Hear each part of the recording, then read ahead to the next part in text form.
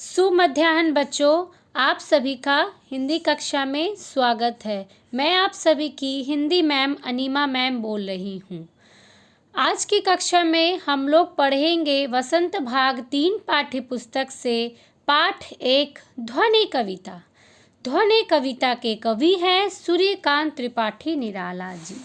ध्वनि कविता के माध्यम से कवि यह कहना चाहते हैं कि उनको विश्वास है कि उसका अभी अंत नहीं होगा, क्योंकि उन्हें अभी अपने जीवन काल में बहुत सारे कार्य करने हैं। इसीलिए कवि बार बार यह कहते हैं कि अभी ना होगा मेरा अंत। क्यों? क्योंकि उनके जीवन में अभी अभी वसंत आया है और वसंत के आगमन से ही कवि अपने जीवन में यश प्राप्ति हेतु अनेक सारे कार्य करना चाहते हैं। दूसरे पंक्ति में कवि कह रहे हैं कि हरे हरे ये पात डालियां कलियां कोमल गात।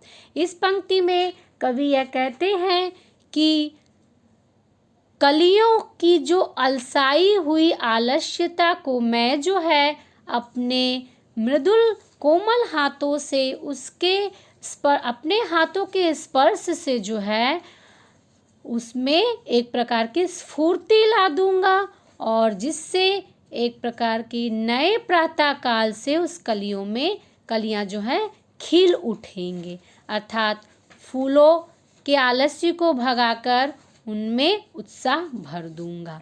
यह तो हम लोग पिछली कक्षा में यहाँ तक पढ़े थे। आज हम लोग पद संख्या 3 और 4 पढ़ेंगे। बच्चों, आप सभी ध्यान से सुनिए। पुष्प पुष्प से तंद्रालस लालसा खींच लूंगा मैं, अपने नव जीवन का अमृत सहर्ष सींच दूंगा मैं। अर्थात पुष्प पुष्प से तंद्रालस। तंद्रालस शब्द का क्या अर्थ होता है? कवि प्रस्तुत पंक्ति के माध्यम से हमारी पाठ्य पुस्तक वसंत की कविता ध्वनि कविता से अवतरित है, ली गई है। इसमें जो है कवि सूर्यकांत त्रिपाठी निराला यह कहना चाहते हैं कि वे अपने हाथों के स्पर्श को दे करके जो है फूलों का आलस्य भगा करके उसमें उनकी जो निंद्रा, उनकी जो है उदासी वह समाप्त करके उन्हें खिले हुए देखना चाहते हैं। अर्थात कवि अपने जीवन में नई शक्ति के साथ नवीन राहों की ओर बढ़ना चाहते हैं। इस पंक्ति के माध्यम से कवि जो है कहते हैं कि फूलों की उन नींदी आंखों से आलस्य हटाकर मैं जो है उसमें चुस्त और उन्हें जो है जागरूक बनाना चाहता हूँ।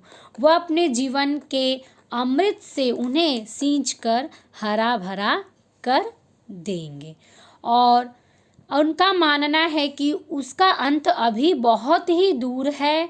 उन्हें अपने जीवन में बहुत सारे कार्य करने हैं। कवि प्रत्येक फूल से, है ना, पुष्प पुष्प से तंद्रालस खींच लूंगा मैं।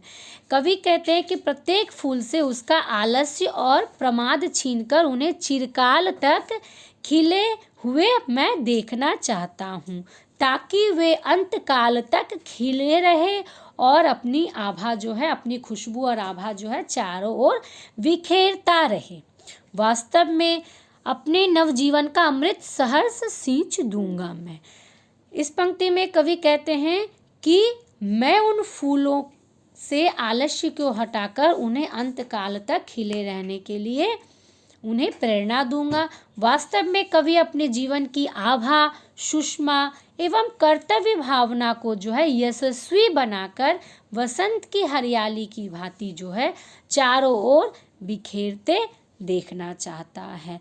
द्वार दिखा दूंगा फिर उनको, यहाँ कवि कहते हैं ना, द्वार दिखा दूंगा फिर उनको, है मेरे वे जहाँ अनंत, अभी ना होगा मेरा अंत।